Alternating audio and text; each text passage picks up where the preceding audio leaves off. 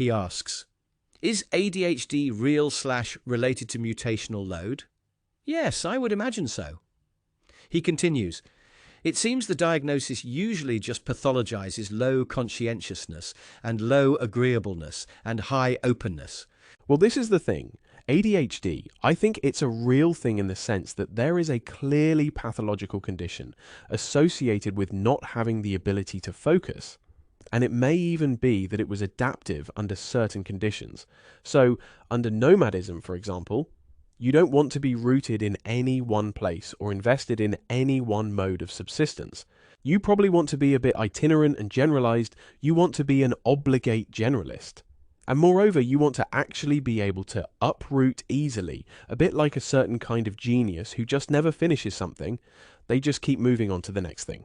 So, there are probably some functional and not so functional manifestations of ADHD. But I'd also say this, ADHD is something a bit like autism, in that it's probably massively overdiagnosed. But I think in the case of ADHD, it's altogether more sinister. Whereas I think a lot of autism diagnoses, a lot but not all, are used to cover up other forms of developmental instability which are less politically correct, like intellectual disability, for example. I think in the case of ADHD, you're looking at what I think could be fairly described as the pathologization of masculinity.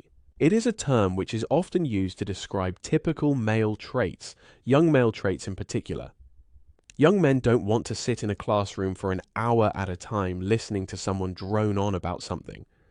Young women are happy doing that because they're very high on conscientiousness, they're very diligent. Young men, they don't like that. They don't like being forced to sit down.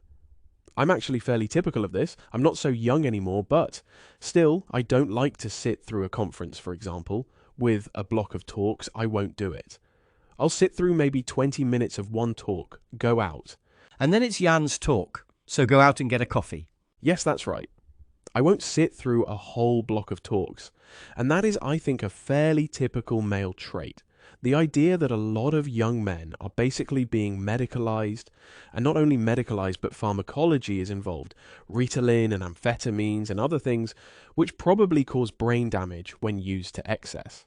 Drugs are being used to try and curb this normal masculine urge to simply not sit through an extremely boring lecture of one sort or another. So the feminization of the educational system is actually setting up a negative gene-environment correlation, which is causing more and more males to act out in male-typical ways, and the reaction to this by the system. Wait a minute. Are you saying that like 100 years ago, school was more exciting? I would say it was certainly tailored more to male interests and male patterns of behavior. I understand how it was tailored to male interests, but how was it tailored to male patterns of behavior? They're sitting in rows in front of a teacher with a cane. Well, that's precisely my point. They respond to that. They don't respond to being told off every now and again because they are fidgeting or what have you. This is one of the great tragedies of our era. Because of our refusal to recognize the reality of sex differences, especially when they manifest very early on in quite profound ways, and we insist on this cookie-cutter template approach to education, we end up in a situation in which we literally use medicine to try and deal with what is otherwise normal sex typical behavior